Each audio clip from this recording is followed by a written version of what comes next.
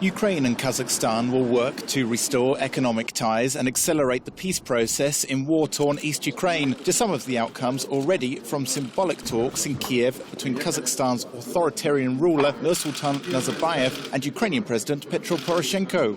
The Kazakh leader's visit comes a day before he travels to Moscow for a summit of the Eurasian Council, a customs union linking Belarus, Kazakhstan and Russia, but not Ukraine. You said that Ukraine needs coal. Kazakhstan is ready to supply it.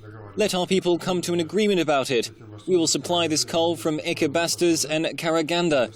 We produce enough of it. There are freight cars in Kazakhstan at the moment. We will provide this help.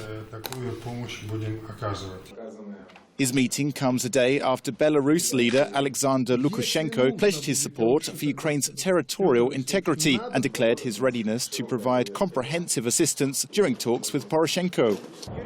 Like Belarus, Kazakhstan has sought to diversify and bolster its ties with European states as the Kremlin faces political and economic isolation on the world stage.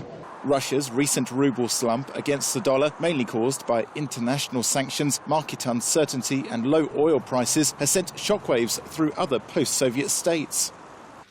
Nursultan Nazarbayev is attempting to implement damage control to protect Kazakhstan's economy, one which is heavily reliant on oil exports and trade with Russia. The slip of the Russian ruble also means Kazakhstan must protect its own industrial and agricultural sectors from low-cost Russian imports flooding the market.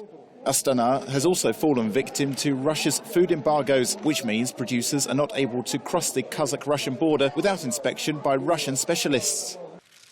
President Putin angered Kazakhstan after claiming the country had never been an independent state in the past. Russian pressure on Ukraine to join Putin's Eurasian Economic Union instead of seeking closer EU ties was a key factor behind the Euromaidan protests that ended with Viktor Yanukovych fleeing office in February this year and Ukraine making a geopolitical pivot towards Europe.